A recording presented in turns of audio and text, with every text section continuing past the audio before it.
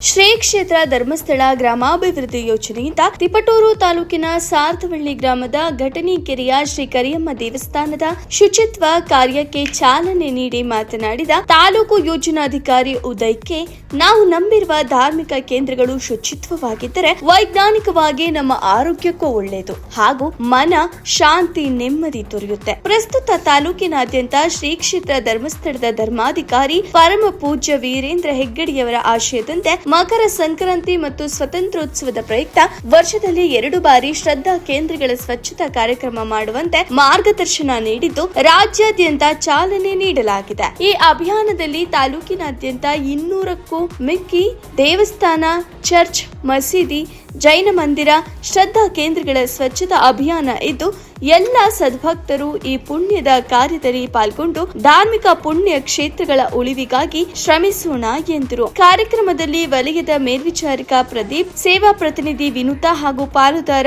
ಗ್ರಾಮಾಭಿವೃದ್ಧಿ ಯೋಜನೆಯ ಪದಾಧಿಕಾರಿಗಳು ಹಾಜರಿದ್ದರು. ವರದಿ ಮಂಜು ಗುರುಗದಹಳ್ಳಿ.